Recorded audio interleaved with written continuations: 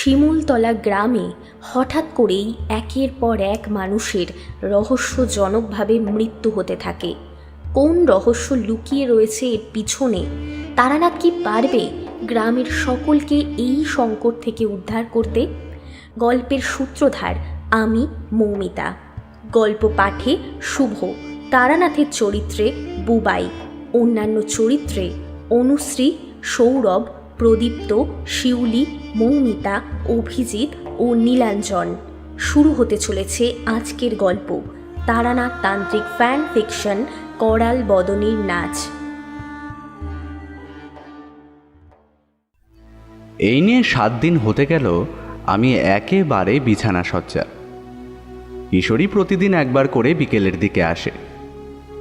এই জ্বর আমায় এতটাই দুর্বল করে দিয়েছে যে কিশোরী এসে আমায় কি বলে প্রতিদিন, পরের দিন ঘুম ভাঙলে তার মনে করতে পারি না।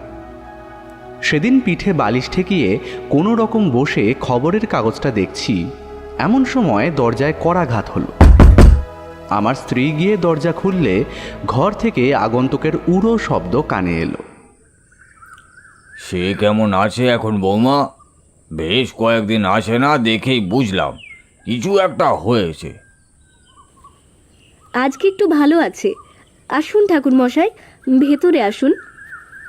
তারানাথের কণ্ঠ পেয়ে আরও একটু সোজা হয়ে বসতে চাইলাম। উনি দরজার সামনে এসে বললেন, আহা, উঠে বসার দরকার নেই, বিশ্রাম নাও, আমি বসছি। আমি নিজেকে আবার এলিয়ে দিলাম। তারানাথ আমার মাথার কাছে একটা চেয়ার টেনে নিয়ে বসল। তার চোখের দিকে স্থির দৃষ্টিতে তাকালে বোঝা যায় অক্লেশেই সে আমার অসুস্থতার পরিমাণ বিচার করে ফেলেছে। আমায় স্পর্শ না করেই বলল, চিন্তার কিচ্ছু নেই, তুমি সুস্থ হয়ে উঠছো ধীরে ধীরে। খুব তাড়াতাড়ি আমার বাড়িতে তোমায় দেখতে পাবো। ঠাকুরমশাই একটু বসুন না, কিশোরী এই সময় প্রতিদিনই আসে। আজ আমায় একটু ডাকঘরে যেতে হবে যে, আমি না হয় কাজটা করে তারপর আসি। কিশোরীকে একটু বসতে বলো তবে, কেমন? বলে তারানাথ উঠে দাঁড়াতেই আমার স্ত্রী চা নিয়ে এলো। কি ব্যাপার, উঠে পড়লেন যে? না না, উঠিনি, একটু বাদেই আবার আসবো, একটা কাজ সেরে আসি। তারানাথ চলে গেল। বিছানার উল্টো দিকের দেয়ালটায় একটা লাল পদচিহ্নের ছবি ফ্রেম করে ঝোলানো রয়েছে। অসুস্থ চোখে সেদিকেই আনমনে চেয়ে আছি। কখন যে সে দৃষ্টি ধীরে ধীরে ঝাপসা হতে হতে বুঝে গেছে তা ঠাউর করতে পারিনি। তন্দ্রা কাটল স্ত্রীর ডাকে। কি গো, শরীরটা কি আবার খারাপ লাগছে? তাহলে আজ আমি আর টিউশন যাব না, বাড়িতেই থাকি না হয়। না না, তুমি যাও। আসলে এত ওষুধ পড়ছে তো চোখ খুলে রাখতে পারছি না।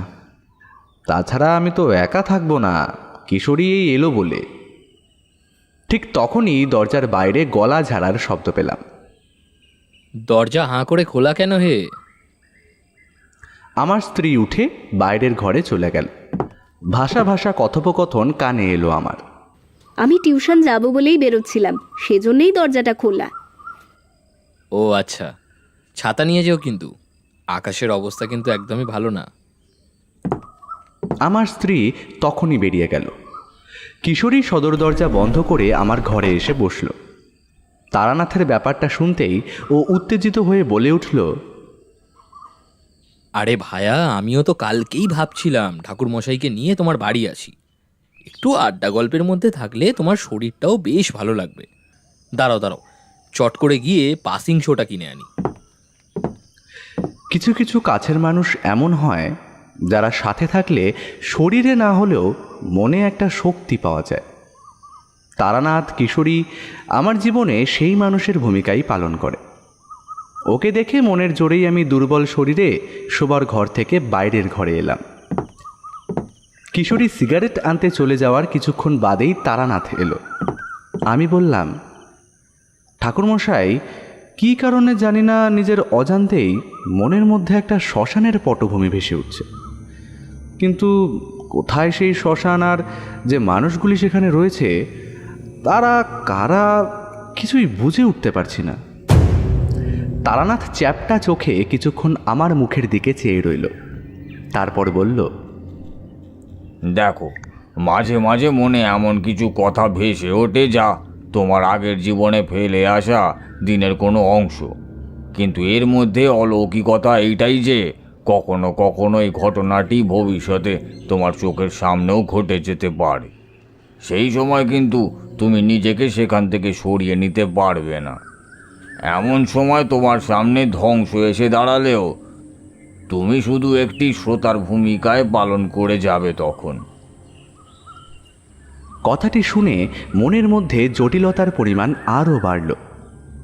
পুনর্জন্ম হয় কিনা জানি না, তবে ভবিষ্যতে এরকম যদি চোখের সামনে ফিরে আসে, মনে হয় না তা খুব শুভ স্মৃতি বহন করবে। হঠাৎ মাথায় এলো তারানাথের এমন কোনো অভিজ্ঞতা আছে কিনা একটু শুনি। এমন সময় কিশোরী এলো। আরে ঠাকুরমশাই যে, আপনি আমার আগেই এসে পড়লেন। দেখলাম ওর হাতে দুটো সাদা ঠোঙায় মোড়া তেলে ভাজা এবং অন্য হাতে একটি পাসিং শোয়ের প্যাকেট। তারানাথের হাতে প্যাকেটটা দিয়ে বলল,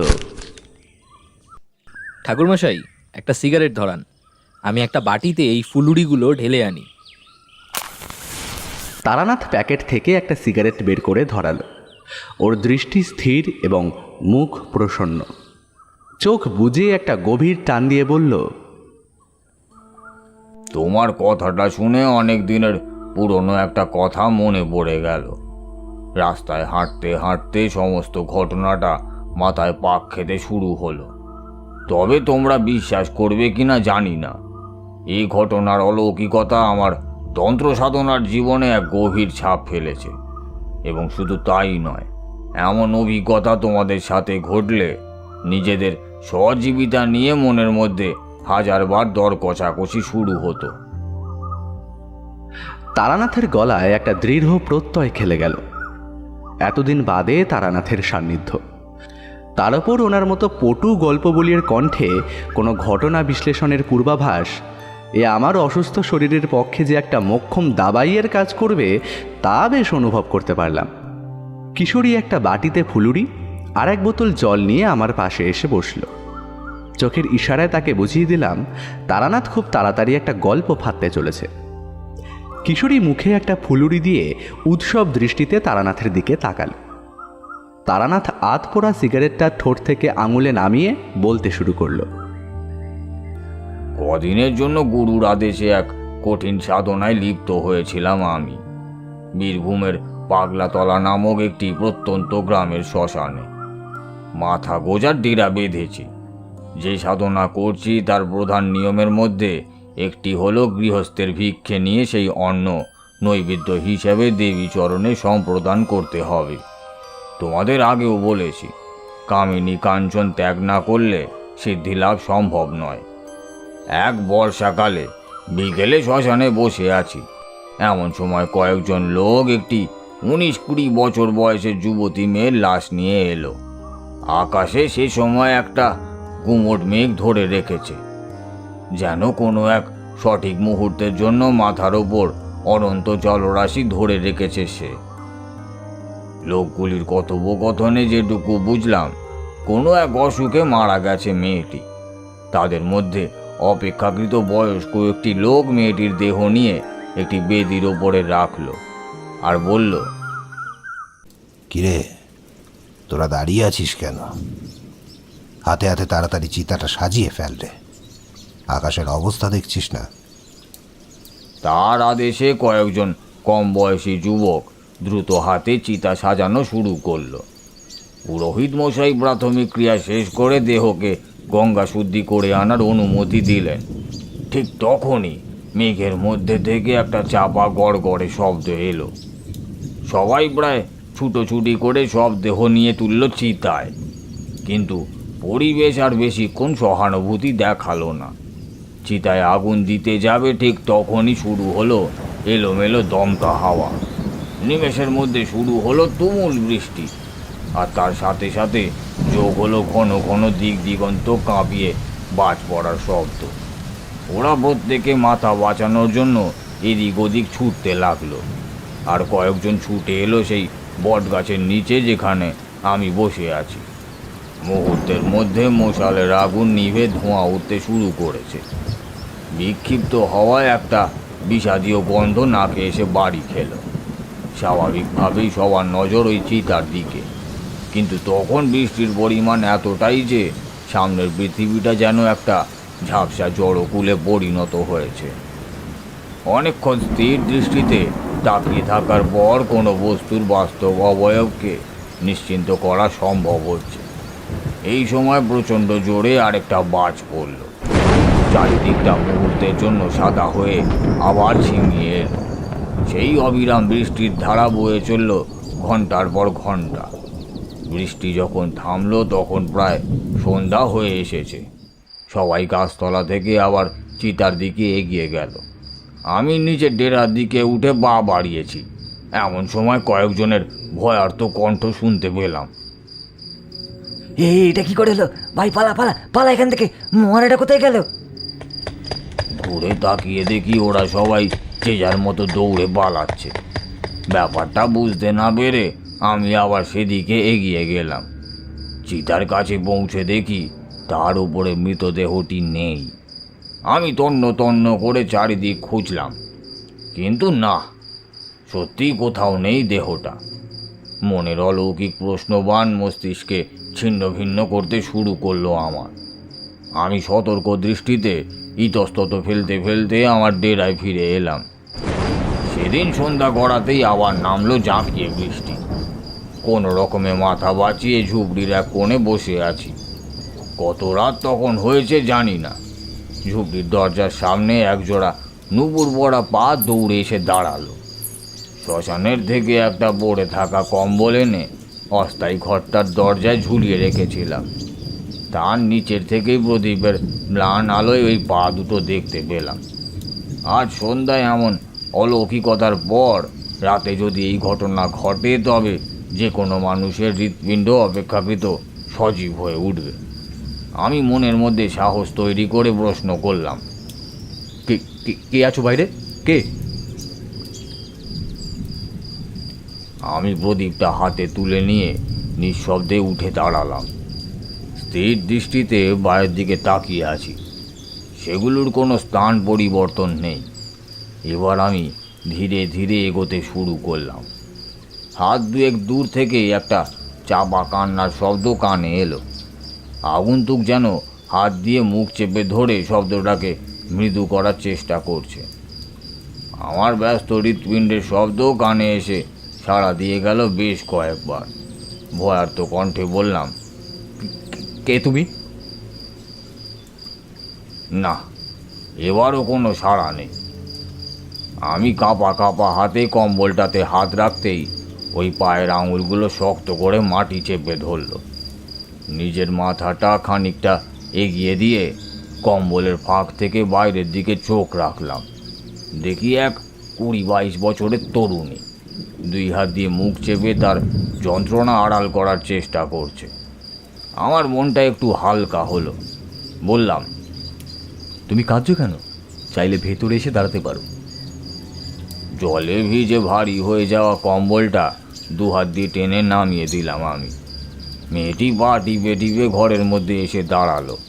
সুশ্রী না হলেও মেয়েটির চেহারায় একটা যত্নের ছাপ স্পষ্ট।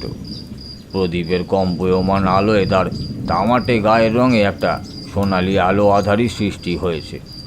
চাপা গলায় বললাম, তুমি কি বাড়ি থেকে পালিয়ে এসেছো? প্রশ্ন শুনে মেয়েটি মুখ তুলল। দেখলাম তার চোখে একটা অযাচিত ভয় ছোটাছুটি করছে। শঙ্কিত কণ্ঠে উত্তর দিল, আপনি আমায় চেনেন না? আমাকে নিয়ে এখানে কোনো কথা শোনেননি? কই না তো। কে তুমি? আমার নাম দুর্গা। আমায় আমায় আজকে ওরা জ্যান্ত পুড়িয়ে দিচ্ছিল। অবশ্য ওদের কোনো দোষ না। আমাদের গ্রামে মানুষ এত পরিমাণে মারা যাচ্ছে যে মহামারী বললে ভুল হবে না। হতে পারে আমিও সেই রোগেরই শিকার। নারী ক্ষীণ হয়ে এসেছিল দেখে গ্রামের লোকজন মৃত ভেবে সৎকার করতে নিয়ে এসেছিল। বৃষ্টির জলে হুঁশ ফিরতেই দেখলাম আমি চিতার উপরে শুয়ে আছি। অনেক কষ্টে পালিয়ে এসেছি নদীর ধার দিয়ে এই জঙ্গলে। আজকে রাতটা আপনি আমায় এখানে আশ্রয় দিন। কাল সকালে আমি আমার বাড়ি ফিরে যাব। বিশ্বাস করুন, এছাড়া আমার কাছে আর কোনো উপায় নেই। আপনি আমায় বাঁচান। মেয়েটি আমার পা জড়িয়ে ধরে কাঁদতে শুরু করলো। বুঝলাম তাহলে সত্যি মেয়েটা মারা যায়নি। আমি কিছুক্ষণ ঠিক করতে পারলাম না যে আমার কি করা উচিত। একটু ধাতস্থ হয়ে বললাম, আচ্ছা বেশ, তুমি আজ এখানেই থাকো, কিন্তু কাল গ্রামে ফিরে গেলে ওরা কি তোমায় জীবিত বলে মেনে নেবে? মেয়েটির মুখ শুকিয়ে এলো। এই কথাটাও হয়তো ভেবে দেখেনি। আমার দিকে কিছুক্ষণ তাকিয়ে থেকে চোখ নামালো মাটিতে। আমি বেশ বুঝতে পারলাম কিছু একটা গোলমাল হতে চলেছে এবং তার খুব বেশি দেরি নেই। অনতি সন্নিকটে মনে সংশয় নিয়ে প্রশ্ন করলাম, তোমাদের গ্রামে কি হয়েছে তা আমায় বলতে পারবে কি? মানে হঠাৎ মানুষের এমন দুর্ভোগ নেমে আসার কারণ কি? মেয়েটি মুখ তুলল। আমি এক ঘটি জল এনে ওর সামনে রাখলাম। ও মুহূর্তেই বুড়োটা জল শেষ করে বলতে শুরু করলো, শেষ 1 মাসে প্রায় 30 জনের কাছাকাছি মানুষ মারা গেছে আমাদের শিমুলতলা গ্রামে। সবার মৃত্যুর কারণ প্রায় একই। রাত্রির বেলায় সুস্থ অবস্থায় খেয়ে দিয়ে শুয়ে পড়েছে, আর ঠিক তার পরদিন সকালে আর কোনো সাড়া পাওয়া যাচ্ছে না তাদের। এইদিকে কিন্তু কিচ্ছু উপসর্গ বা কোনো অসুস্থতাই কিন্তু তাদের ছিল না। ডাক্তার বদ্যি পর্যন্ত ভয়তে এখন আর কারোর বাড়িতে যাচ্ছে না। ছেলে মেয়েদের স্বাভাবিক জ্বর বা কাশি হলেই তাদেরকে একটা ঘরে করে দেওয়া হচ্ছে। শুধু শুক্রাচার্য বাদে আর কোনো ব্যক্তি এগিয়ে আসছেন না। আমি বাধা দিয়ে প্রশ্ন করলাম, এই শুক্রাচার্যটা কি? দুর্গা বলল, শুক্রাচার্য হলো আমাদের গ্রামের একজন পুরনো ওঝা।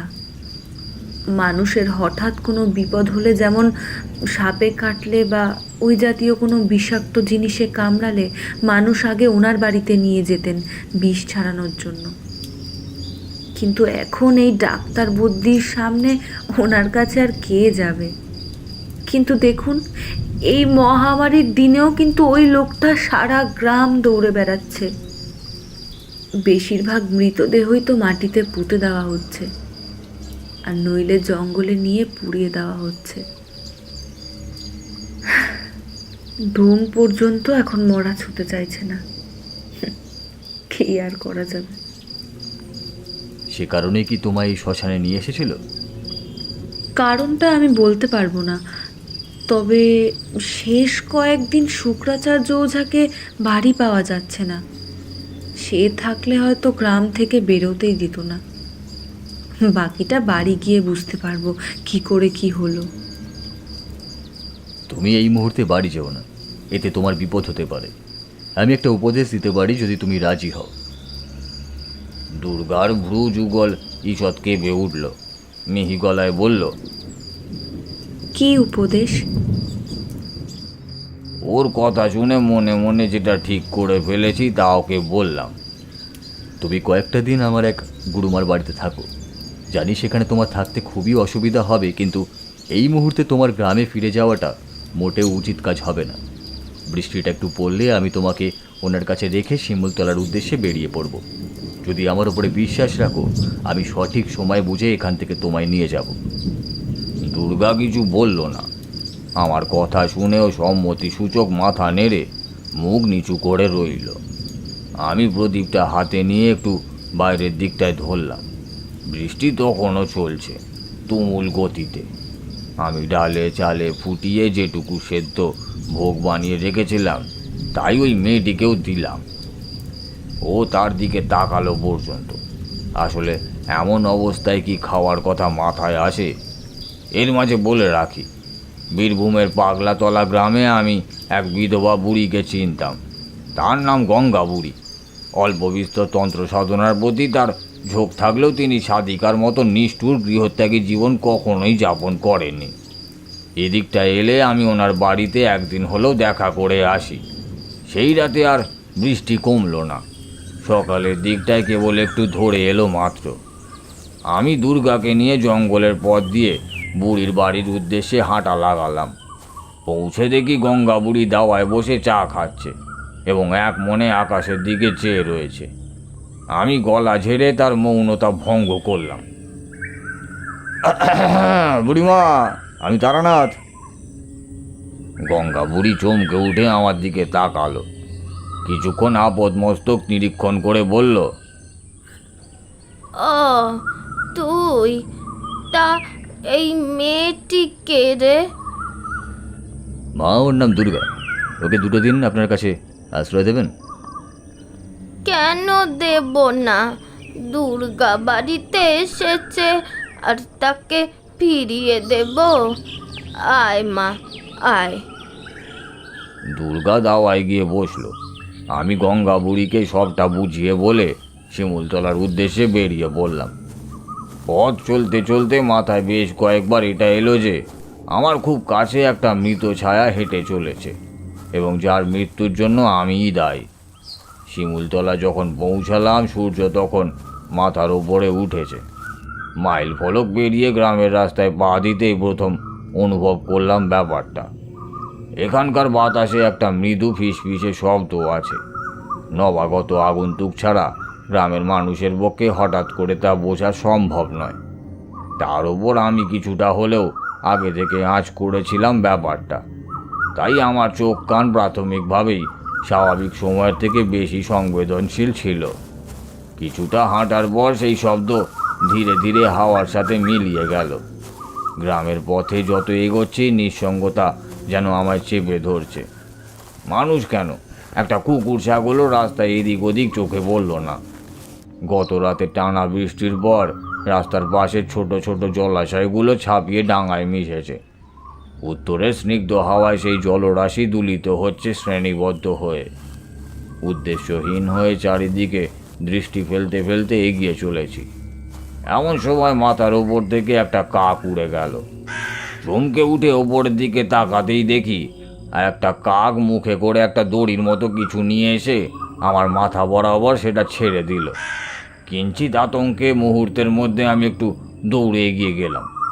দূরে সে স্থানে দৃষ্টি ফেলতেই আমার হৃৎপিণ্ডের ভেতরে একটা দমকা ঠান্ডা হাওয়া বয়ে গেল।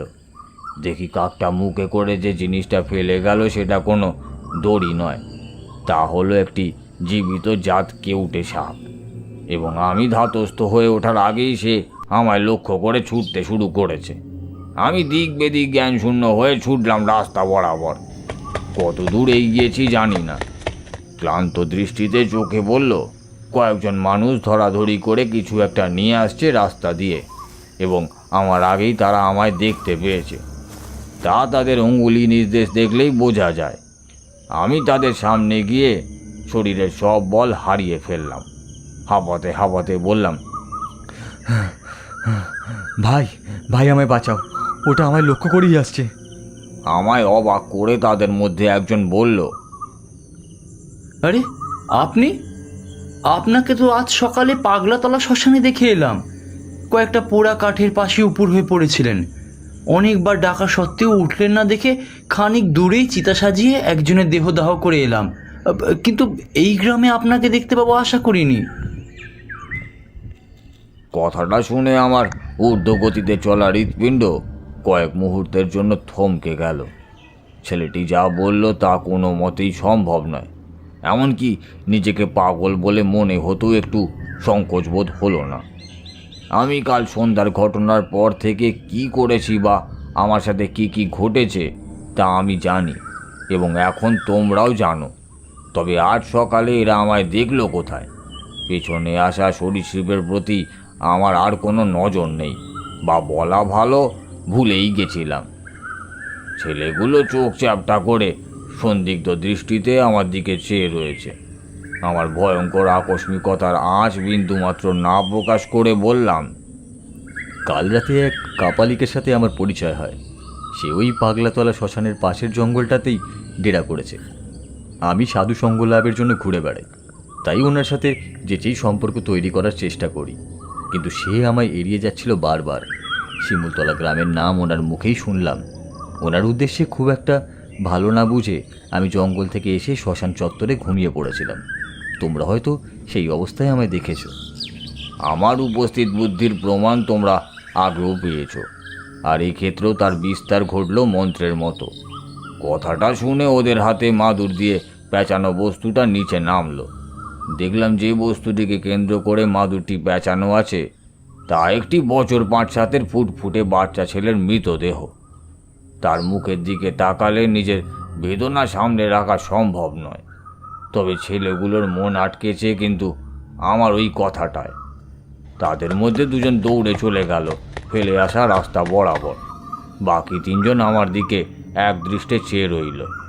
আমি জিজ্ঞেস করলাম, এই বাচ্চা ছেলেটি মারা গেল কি করে? কোনো উত্তর এলো না।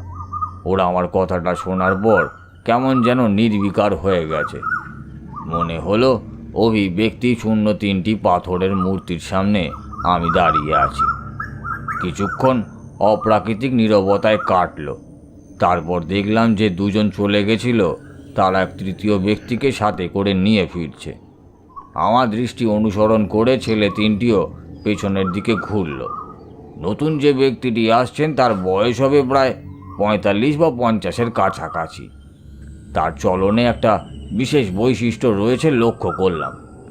বাঁ দিকের পায়ের পাতা সে সম্পূর্ণ মাটিতে ফেলছে না, কেমন যেন খুঁড়িয়ে খুঁড়িয়ে হাঁটছে। তাদের আসতে দেখে আমার সামনের 3টে ছেলের মধ্যে 2জন একটু এগিয়ে গেল। আমি বাকি একজনকে প্রশ্ন করলাম, ভাই, ইনি কে? এবার উত্তর এলো, ইনি হলেন শুক্রাচার্য। গ্রামের এই মারণ অবস্থায় ইনি আমাদের একমাত্র ভরসা। আপনার সাথে কি হয়েছে না হয়েছে এনাকে বলুন। কথাটা শুনে আমার দুর্গার বলা কথাটা মনে পড়ে গেল। কিন্তু ও যে বলেছিল এই লোকটিকে 2 দিন ধরে বাড়িতে পাওয়া যাচ্ছে না, তবে সে বিষয় নিয়ে মস্তিষ্কে বিচার বিবেচনার আগেই লোকটি আমার সামনে এসে দাঁড়ালো। আমার আপদ মস্তক নিরীক্ষণ করে বলল, নমস্কার, আমি শুক্রাচার্য। এদের কাছে সব শুনলাম।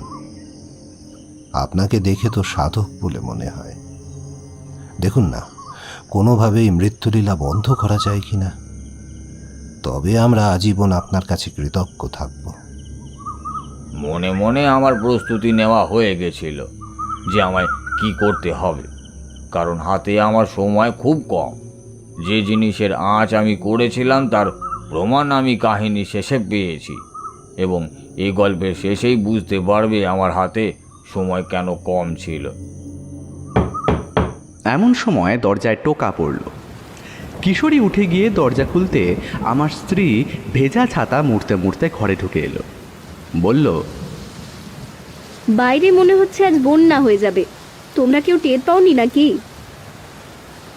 সত্যি বলতে কি, তারানাথের মুখে গল্প শুনতে শুনতে সময় পরিবেশের জ্ঞান আমরা হারিয়ে ফেলি। স্ত্রীর কথায় যেন ধীরে ধীরে সম্বিত ফিরে পেলাম। বৃষ্টির শব্দটা এবার কানে এসে লাগলো। কিশোরী বলল, আচ্ছা বৌঠান, আমাদের জন্য একটু চা করে আনো তো, গলাটা একেবারে শুকিয়ে গেছে। এমন সময় হলো লোডশেডিং। তারানাথ দেশলাই কাঠি জেলে নিয়ে বলল, এবার জমেছে পরিবেশটা, একটা মোমবাতি নিয়ে এসো, তাহলেই হবে। একেবারে ঠিক বলেছেন ঠাকুর মশাই। অলৌকিক গল্পের সাথে মোমবাতির আলো, উফ, ভাবলেই গায়ে কাঁটা দিয়ে ওঠে। স্ত্রী মোমবাতি দিয়ে গেলে তারানাথ একটা সিগারেট ধরিয়ে আবার শুরু করলো। শুক্রাচার্যর কথায় রাজি হয়ে গেলাম আমি এক বাক্যে। বললাম, আমি চেষ্টা করে দেখতে পারি একবার। আচ্ছা, এমন কোনো বাড়ি আছে কি যেটা এই গ্রামে তুলনামূলক মাঝামাঝি অবস্থিত? শুক্রাচার্য কিছুক্ষণ চুপ করে ভাবল, তারপর বলল, হ্যাঁ, এই গ্রামের ভূস্বামী নরনারায়ণ চাটুর্যে। ওনার বাড়িটা প্রায় গ্রামের মাঝের দিকেই পড়ে, কিন্তু কেন বলুন তো? আমি বললাম, আমি ওনার বাড়ির প্রাঙ্গণে বসে ভূমি শুদ্ধি বা সস্তায়ন গোছের একটা হোম করব। যদি কোনো আপত্তি না থাকে আমায় দ্রুত সেখানে নিয়ে চলুন। না না, আপত্তি কেন থাকবে? এই রমা, ওনাকে চাটুর্যে মশাইয়ের বাড়িতে নিয়ে যা।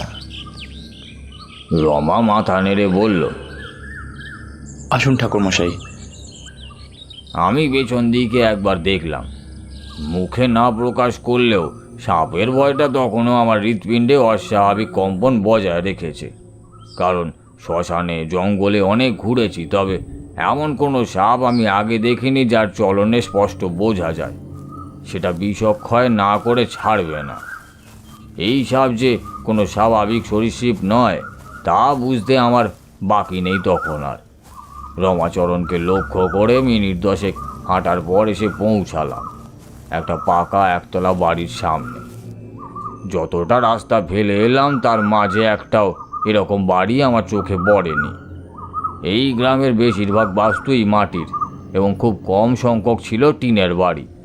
বাড়ির উঠোনে দাঁড়িয়ে রমাচরণ ডাকল, চাটুর্যে মশাই বাড়িতে আছেন নাকি? ডাক শুনে একজন বছর 40-এর ভদ্রলোক ঘর থেকে বেরিয়ে এলেন। পরনে সাদা জামা, সাদা ধুতি খাটো করে কোমরে বাঁধা, এবং যেন বয়সের তুলনায় একটু বেশি আগেই মাথার চুলে পাক ধরেছে। সামনে আসতেই তার চেহারার সম্পূর্ণ দুশ্চিন্তার ভাঁজগুলো স্পষ্ট হলো। চোখের তলায় খয়েরি হয়ে যাওয়া চামড়াটা যে অতি সাম্প্রতিক অনিদ্রার ছাপ তা মস্তিষ্ক গোচর হতে বাকি রইল না। করুণ দৃষ্টিতে আমার দিকে চেয়ে বললেন, আপনি কি কিছু বলবেন? গলার স্বরে সম্ভ্রান্তির মিশ্রণ স্পষ্ট। আমি প্রণাম জানিয়ে বললাম, নমস্কার, আমার নাম তারানাথ চক্রবর্তী।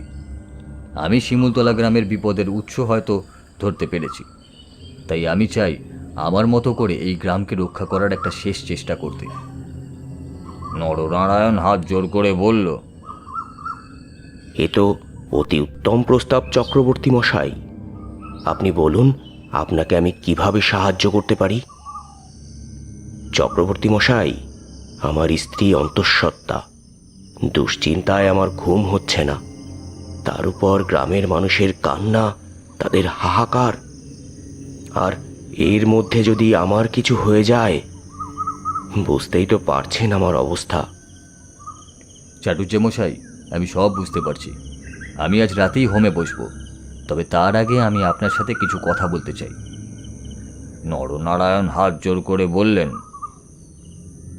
আসুন চক্রবর্তী মশাই, ভেতরে আসুন, আসুন আসুন। আমি নরনারায়ণের পেছন পেছন ওর বাড়িতে প্রবেশ করলাম। দরজা ভেজিয়ে দিতে গিয়ে দেখি শুধু রমা নয়, পূর্বে পরিচিত আরও 3 জন যুবক উঠোনে এসে দাঁড়িয়েছে। আমি চোখের অভিব্যক্তিতে তাদের আশ্বাস দেওয়ার চেষ্টা করে ঘরে চলে এলাম। নরনারায়ণ দেখি অপ্রস্তুত হয়ে অন্য এক ঘর থেকে এই নির্দিষ্ট বসার ঘরে এলেন। প্রশ্ন করলাম, বৌমা কি খুবই অসুস্থ বোধ করছে? চক্রবর্তী মশাই, উনি মাঝে মধ্যেই প্রসব যন্ত্রণায় কুকিয়ে উঠছে। এদিকে কোনো ডাক্তার বাড়িতে আসতে চাইছে না।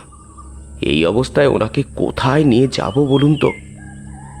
তোমাদের আগেও বলেছি, এমন ভয়ঙ্কর নিষ্ঠুরতার দিনগুলোতে গুরু কৃপায় আমার আশেপাশে সব সময় কাউকে না কাউকে আমি পেয়ে যেতাম, যে আমার কার্যে কোনো না কোনোভাবে সহায়তা করত।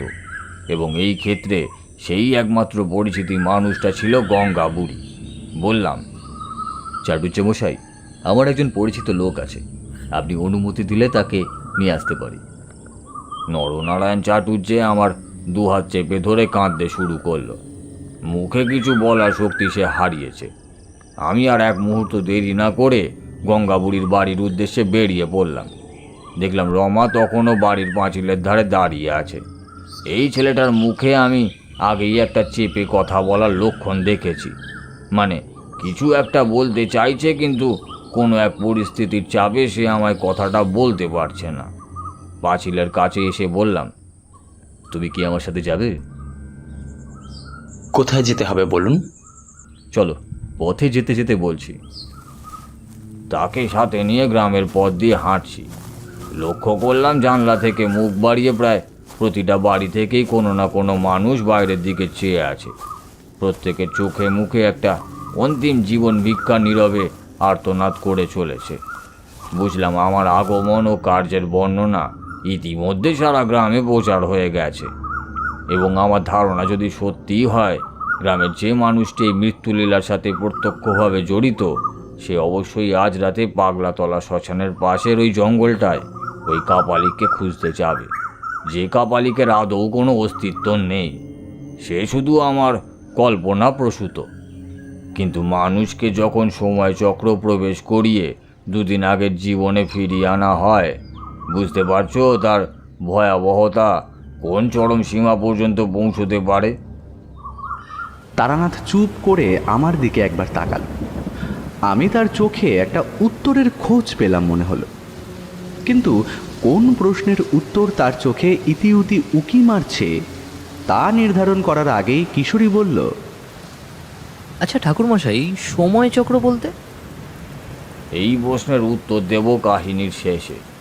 আর বিভূতি, তোমার জন্য এবং তুমি ভবিষ্যতে যত মানুষের কাছে এই কাহিনীর বিশ্লেষণ করবে, তাদেরকেও নিপুণভাবে এই গল্পের ব্যাখ্যা করো। এবার আমার কপালে চিন্তার ভাঁজ পড়ল। কিশোরী চোখ বিস্ফারিত করে তারানাথের দিকে চাইতেই তারানাথ আবার বলতে শুরু করলো, শিমুলতলা প্রবেশ করার পর প্রথম বাড়ি, অর্থাৎ গ্রাম ছেড়ে বেরোনোর সময় যেটা শেষ ভিটে হয়, সেই বাড়িটার সামনে এসে রমা আমায় বলল, মানে ঠাকুরমশাই, আপনাকে একটা অনুরোধ করব, রাখবেন? হ্যাঁ বলো। আমার বোন দুদিন ধরে খুব অসুস্থ। শুক্রাচার্য কাকা দেখে গেছে, কিন্তু কোনো উপায় করতে পারেননি। তবে উনি জল পড়া দিয়েছেন, তাতে কোনো কাজ হচ্ছে বলে আমার মনে হচ্ছে না। আপনি কি একবার... হ্যাঁ চলো দেখি একবার। রমা দ্রুত পায়ে বাড়ির উঠোন বেরিয়ে ঘরের দরজা খুলে দাওয়ায় দাঁড়ালো। আমি ঘরের মধ্যে প্রবেশ করে বিছানার উপর যে মানুষটিকে দেখলাম, তাতে আমার জ্ঞান বুদ্ধি হারানোর জোগাড়। আমার চেতনার জগৎকে বাণবিদ্ধ করে যে অলৌকিক জগৎ আমার মনে মুহূর্তেই প্রশ্রয় পেল, তার কারণ হলো দুর্গা, অর্থাৎ রমাচরণের বোন হলো সেই মেয়েটি যার সাথে আমার কাল থেকেই পরিচয়। এই অবস্থার কথা আমি আগেই কিছুটা আঁচ করেছিলাম, যখন প্রথম পরিচয়ে রমা আমায় বলল আজ সকালে ওরা আমাকে পাগলাতলা শ্মশানে দেখেছে। তোমাদের বললাম না আমার হাতে সময় খুব কম ছিল, কারণ আমি বুঝতে পেরেছিলাম সময়ের কিছু অদল বদল ঘটে গেছে আমার সাথে ইতিমধ্যেই। কাল যা ঘটেছে তা হলো এক চূড়ান্ত ভবিষ্যৎ, এবং আজ যেখানে আমি আছি সেটাই হলো আমার বর্তমান। আমি এক মুহূর্ত দেরি না করে রমাকে বললাম, রমা, যাই হয়ে যাক, তোমার বোনকে কোনো কারণেই আমার অনুমতি ছাড়া বাড়ি থেকে বের করবে না। কথাটা উপদেশ নয়, আদেশের মতো পালন করবে। তুমি এখানেই থাকো, আমি আসছি। আমি ছুটতে ছুটতে গঙ্গাবুড়ির বাড়ির উঠোনে এসে যখন পৌঁছালাম, তখন বিকেল পড়ে এসেছে। আকাশে আবার চাপ চাপ কালো মেঘ একে অপরের সাথে যুক্ত হয়ে এক বৃহৎ আধার রাজ্যের সৃষ্টির প্রস্তুতি নিচ্ছে। আকস্মিক ভয় ও ক্লান্তিতে দাঁড়িয়ে থাকার শক্তি হারিয়েছি তখন। গঙ্গাবুড়ি তখন বাড়ির প্রাঙ্গণে বসে নারকেলের পাতা ছাড়াচ্ছে। আমায় দেখে ব্যস্ত হয়ে উঠে বলল, কি হয়েছে তারানাথ? এতদিন কোথায় ছিলি তুই? কি হয়েছে বাবা? তুই ছুটতে ছুটতে এলি কেন? আমি ক্লান্ত কণ্ঠে তার কাছে সমস্ত ঘটনা ব্যক্ত করলাম। আমি জানতাম একমাত্র গঙ্গাবুড়ি ছাড়া আমার কথা বিশ্বাস করানোর লোক এখানে আর কেউ নেই, কারণ তোমাদের আগেই বলেছি উনি প্রাথমিকভাবে কিছুদিন তন্ত্র সাধনার শরণাপন্ন হয়েছিলেন। যে বুড়ির কাছে আজ সকালেই আমি দুর্গাকে নিয়ে এলাম, তার সাথে আসলে আমার সাক্ষাৎ হলো প্রায় মাস দুয়েক পর। আমার সব কথা শুনে গঙ্গাবুড়ি বলল, শুক্রাচার্যের নাম আমি যতটা শুনেছি ও একেবারেই সহৃদয় মানুষ নয়। তবে তোর মুখে শুনছি ও নাকি মানুষের উপকার করছে। এটাই তো সব থেকে বড় চিন্তার বিষয়। ও আসলে একটা বেদে। এর আগে গ্রামে গ্রামে সাপ খেলা দেখিয়ে বেড়াতো। পরে অবশ্য তাবিজ কবজের ব্যবসা করেছে এক সময়। একদিন আমার বাড়িতে 7 সকালে এসে হাজির। গঙ্গামা, একটা বাতে ব্যথার কবজ দেব নাকি? আমি ওকে পরিষ্কার বললাম, আমার কোনো তাবিজের দরকার হয় না, আর যদি কখনো প্রয়োজন পড়েও তোর কাছ থেকে নেব না। এসব দিয়েই তো মানুষের ক্ষতি করে বেড়াচ্ছিস। আমি সন্দেহবশে এই কথাটা বলেছিলাম ঠিকই, কিন্তু ওর উত্তরটা আমার মনে দাগ কেটেছিল। আমি প্রশ্ন করলাম, কি উত্তর বুড়িমা? ও বলেছিল, একদিন সবাই আমার তাবিজ কবজের জন্য ভিড় করবে।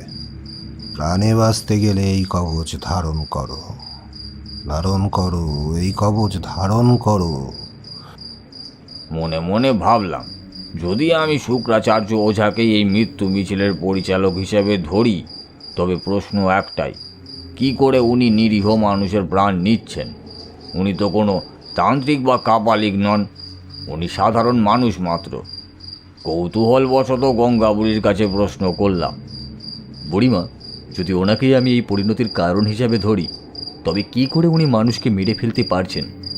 ওনার মধ্যে কই তেমন তো কোনো ঐশ্বরিক লক্ষণ দেখলাম না।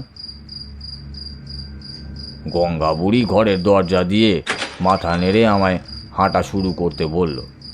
আমি উঠে ওনার সাথে পা মেলালাম। উত্তরটা রাস্তায় এসে তিনি দিলেন। ওঝা বা বেদেদের সম্পর্কে তোমার জ্ঞান খুব সংকীর্ণ। সাধনার মাধ্যমে যেমন বিদেহী শক্তির জাগরণ ঘটানো সম্ভব, ঠিক তেমনি ওঝারা মন্ত্রের মাধ্যমে দেবতাকে তুষ্ট করে তার সামনে প্রাণ সমর্পণের সংকল্প করতে পারে। এই প্রক্রিয়া সম্পূর্ণ হলে প্রাপ্তি হয় এক অপ্রাকৃতিক অমরত্ব। আমি নিশ্চিত শিমুলতলা গ্রামকে এই বিপদের মুখে ঠেলে দিয়েছে ওই শুক্রাচার্য ওঝা। কিন্তু বুড়িমা, অনৈসর্গিক মৃত্যুর কোনো না কোনো লক্ষণ থাকে। গুরুজি বলেছিলেন, সেরকম মানুষ দেখলে আমি বুঝতে পারবো। তবে এদের মধ্যে তো আমি তেমন কিছুই দেখলাম না। গঙ্গা বুড়ি খানিক চুপ করে থেকে উত্তর দিল, তারানাথ, এই কাজ সম্ভব একটাই উপায়। নাগমারি নামে এক দেবীর উপাসনা ওঝারা করে থাকে। এই দেবীর কোনো মানবী রূপ বা দেবী মূর্তি নেই। নাগমারি এক অদ্ভুত অদৃশ্য সাপের নাম। এই সাপটি স্বর্গের নাগজাতি গোষ্ঠীর একাংশ, তাই সাপটিকে দেবীত্ব আরোপ করা হয়েছে। কিন্তু আসলে সে দেবী কোনো শুভ শক্তির আধার নয়। বেদে বা ওঝারা এই অপদেবীকে জাগ্রত করে জীবন সংকল্প করলে বর হিসেবে উপাসকের অমরত্ব প্রাপ্তি ঘটে। এই অপবাদের কথা আমি সাধনা জীবনে শুনেছি। আমার ধারণা শুক্রাচার্য এই অপদেবীকেই জাগ্রত করেছে। এই কারণেই নাগমারির অদৃশ্য ছোবলে মানুষ ধীরে ধীরে নিস্তেজ হয়ে পড়ে এবং 2 দিনের মধ্যেই বিনা উপসর্গে মানুষ মারা যায়। আমি স্থানুর মতো সমস্তটা অবাক হয়ে শুনলাম। এই নাগমারি দেবীর কথা আমিও কোনো এক জায়গায় শুনেছি, কিন্তু সেই মুহূর্তে ঠিক মনে করতে পারলাম না। হাঁটতে হাঁটতে তখন প্রায় পাগলাতলা শ্মশানের সামনে চলে এসেছি। এমন সময় লক্ষ্য করলাম কয়েকটা লোক সাদা কম্বলে বেচানো একটি মৃতদেহ নিয়ে শ্মশান চত্বরে এসে দাঁড়ালো। আমি গঙ্গাবুড়িকে সময় বৃত্তের হেরফেরের কথাটা বলিনি, পাছে উনি আমাকে পাগল না মনে করে। ওনার বাড়িতে ছুটে আসার কারণ হিসাবে বলেছি শিমুলতলা গ্রামে ভিক্ষা করতে গিয়ে সব ঘটনা জানতে পারি।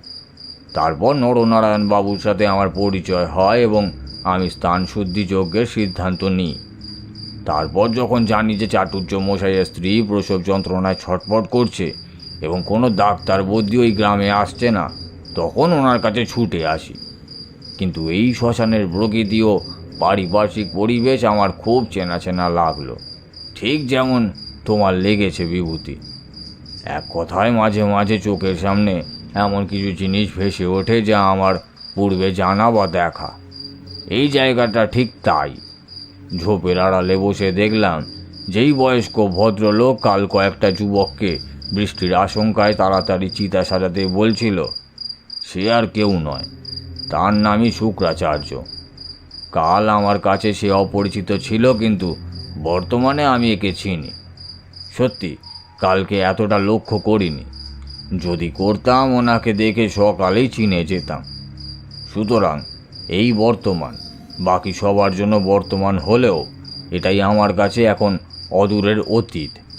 আমি গঙ্গাবুড়িকে বললাম, বুড়িমা, আমি শুক্রাচার্যের ওপর নজর রাখছি। আপনি নরনারায়ণ চাটুর্যের বাড়ি সত্তর চলে যান, কিন্তু যাওয়ার আগে আমায় বলে যান কি করলে এই অনাচার থেকে শিমুলতলাকে মুক্ত করা যেতে পারে। গঙ্গাবুড়ি ঈষৎ হেসে উত্তর দিল, তারানাথ, এই ব্যাপারে আমার অভিজ্ঞতা খুবই সামান্য, তবে এটুকু বলতে পারি, তন্ত্রমতে দশ মহাবিদ্যার প্রধান দেবী হলেন মা কালী। কিন্তু মায়ের বিভিন্ন পর্যায়ে বিভিন্ন রূপের আরাধনা করার অনেক রীতি আছে। তুমি মন্ত্র উচ্চারণের সাথে সাথে সম্পূর্ণ বিপদের পর্যায়গুলি সংকল্প করবে মায়ের কাছে। তুমি মায়ের একজন অন্যতম যোগ্য সাধক, আশা করি তোমায় নিরাশ করবে না। বলে গঙ্গাবুড়ি নরনারায়ণ চাটুর্যের বাড়ির উদ্দেশ্যে বেরিয়ে গেলেন। আমি অবাক হয়ে আমার চোখের সামনে ঘটে যাওয়া ঘটনা পুনরায় দেখতে লাগলাম। সেই বয়স্ক ভদ্রলোক অর্থাৎ শুক্রাচার্য আবার বলল, কিরে, তোরা দাঁড়িয়ে আছিস কেন? হাতে হাতে তাড়াতাড়ি চিতাটা সাজিয়ে ফেল রে। আকাশের অবস্থা দেখছিস না? বলা মাত্রই ঠিক যন্ত্রের মতো আগে দেখা ঘটনার পুনরাবৃত্তি হতে লাগলো। কয়েকটা ছেলে দ্রুত হাতে চিতা সাজাতে লাগলো। এদিকে ব্রাহ্মণ প্রাথমিক ক্রিয়া সম্পন্ন করে দেহ তুলে দিলেন চিতায়।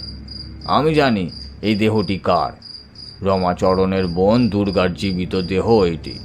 কিন্তু এই সাধারণ অশিক্ষিত মানুষগুলিকে অভিশাপ ও ছোঁয়াচে রোগের ভয় দেখিয়ে ওই নিষ্ঠুর শুক্রাচার্য এই অপ্রাকৃতিক কাজ করে চলেছে।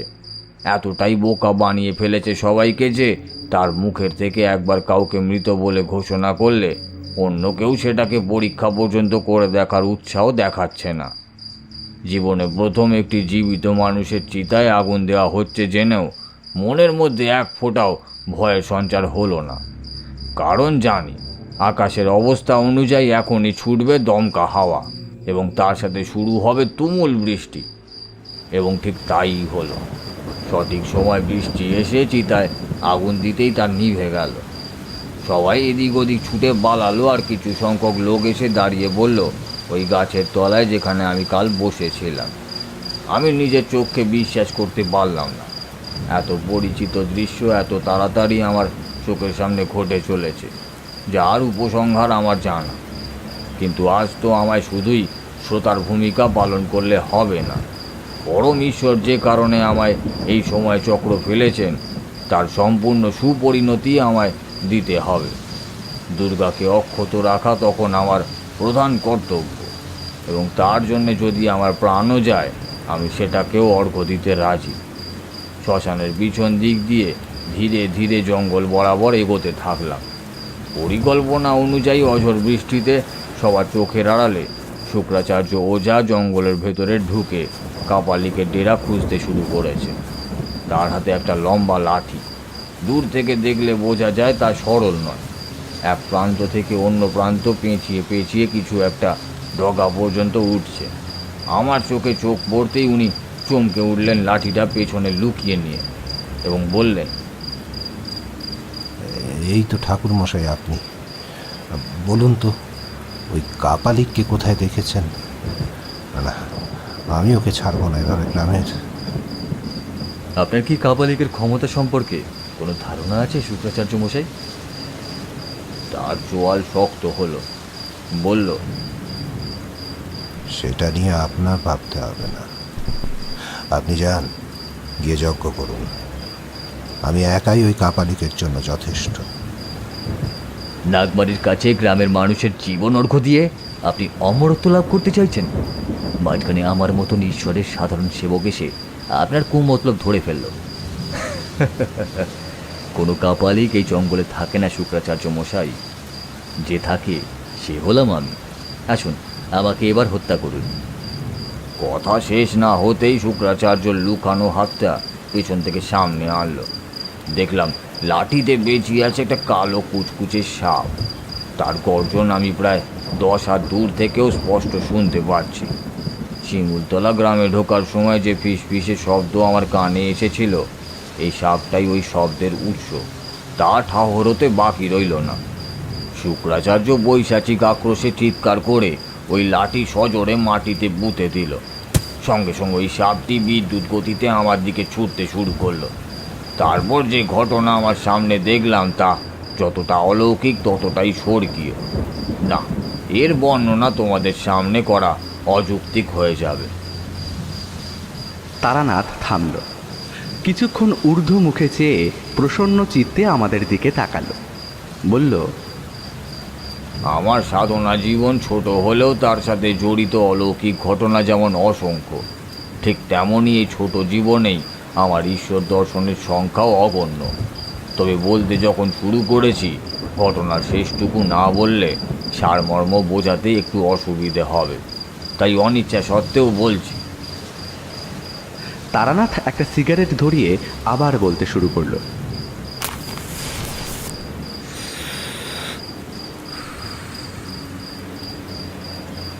অঝোরে বৃষ্টি ও ঘন ঘন বিদ্যুৎ ঝলকানিতে সাপের গতিপথ লক্ষ্য করা প্রায় অসম্ভব।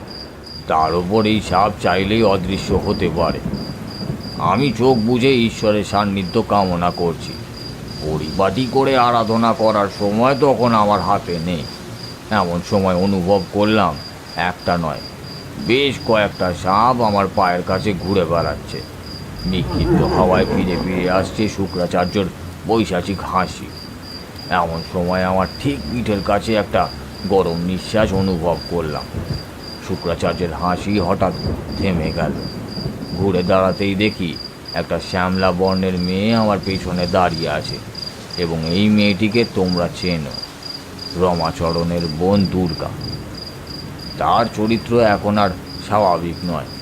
দুর্গার গলায় নাগমালা, মাথার ওপর রয়েছে অনন্ত নাগ, ললাটে অধিষ্ঠান করছে অর্ধচন্দ্র এবং তার কঙ্কণে রয়েছে নাগরাজ ও তক্ষক। করাল বন্দনী মায়ের সম্পূর্ণ রূপের বর্ণনার সাথে দুর্গার বাহ্যিক বৈশিষ্ট্যের কোনো ভেদাভেদ নেই। শুক্রাচার্য তখন বলে উঠল, দুর্গা তুই? তোর জ্ঞান ফিরল কি করে? নাগমারির ছোবলে এতক্ষণে তো তোর সম্পূর্ণ মরে যাওয়ার কথা। সব জানিস তুই, আর এইটা জানিস না যে অসুর বধের পালা সাঙ্গ করতে বারে বারে দুর্গাকে ফিরে আসতে হয়। প্রয়োজন শুধু একজন উপাসকের, আর আমার সেই একনিষ্ঠ উপাসককে তুই আঘাত করতে চাইছিস। শুক্রাচার্য ধীরে ধীরে পিছোতে শুরু করলো। আমি নিষ্পলক দৃষ্টিতে মহামায়ার করাল বন্দনী রূপ দর্শন করছি। ঘোর কাটলো এক রোষে ভরা হাসির শব্দে। তাকিয়ে দেখি যাকে আমি অদ্বিতীয়া ভেবে মনোমুগ্ধ হয়ে দর্শন করছিলাম, সে অদ্বিতীয়া নয়। জঙ্গলের বিভিন্ন প্রান্ত থেকে তাণ্ডব নৃত্য করতে করতে বেরিয়ে আসছে অসংখ্য করাল বন্ধনী। আমি এ দৃশ্য দেখে আর দাঁড়িয়ে থাকতে পারলাম না। সমস্ত শক্তি হারিয়ে মাটিতে আছড়ে পড়লাম। শুক্রাচার্য উন্মাতের মতো ইতি উতি তার হাতের লাঠি পুঁতে দিচ্ছে এবং প্রত্যেক নিক্ষেপে একটি করে কালো কুচকুচে সাপ বেরিয়ে এসে করাল বন্ধনীর শরীরে বসাচ্ছে সজোরে ছোবল। একই সাথে এই বিষধর ছোবলে তাদের তাণ্ডব নৃত্যের কোনো পরিবর্তন নেই। কেউ কেউ দুহাতে সাপগুলোকে ছিঁড়ে মুখে পড়ে নিচ্ছে নির্দ্বিধায়। তাদের রক্ত পিপাসু জীব লালিমা ছড়িয়ে দিচ্ছে প্রতিটা বিদ্যুৎ ঝলকানিতে। এরপর আমি বোধহয় জ্ঞান হারাই। জ্ঞান ফিরল চিৎকার চেঁচামেচির শব্দে। দেখি কয়েকজন আমার দিকে ঝুঁকে পড়ে আমি জীবিত না মৃত বোঝার চেষ্টা করছি। ঠিক এমনই আর একটা জটলা তৈরি হয়েছে আমার থেকে বেশ খানিকটা দূরে। টর্চের আলোয় জঙ্গলে অজস্র সাদা রেখা ঘোরাঘুরি করছে সন্ধানী তেজ নিয়ে। রমাচরণ সামনের জটলাটাই ছিল। আমার জ্ঞান ফেরার খবর পেয়ে ছুটে এলো এদিকে। বলল, ঠাকুরমশাই, ঠাকুরমশাই, কি হয়েছে এখানে? ওদিকে শুক্রাচার্য কাকার ছিন্ন ভিন্ন দেহ, আর আপনি এখানে পড়ে আছেন। তার উপর দুর্গার মৃতদেহ হঠাৎ উধাও। এ কোন অশুভ দিন ঘনিয়ে এলো ঠাকুরমশাই? কি হয়েছিল এখানে? আমি কয়েকজনের হাতে ভর দিয়ে উঠে দাঁড়ালাম। শান্ত কণ্ঠে বললাম, দুর্গা যে মারা গেছে এই ব্যাপারে তোমরা কেউ প্রমাণ দিতে পারো? রমাচরণ কাঁপা কাঁপা গলায় বলল, মানে মানে শুক্রাচার্য কাকা নাড়ি ধরে বলল যে কয়েকজনকে ডেকে আন, শ্মশানে যেতে হবে। তাহলে কি?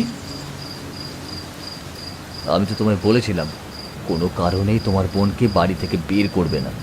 তবে এখন যদি তোমার বোনকে আমি ফিরিয়ে দিই তাহলে কি সেটাকে শুক্রাচার্য কাকার কীর্তি বলেই মনে করবে? ওরা সবাই স্থানুর মতো আমার দিকে চেয়ে রইল।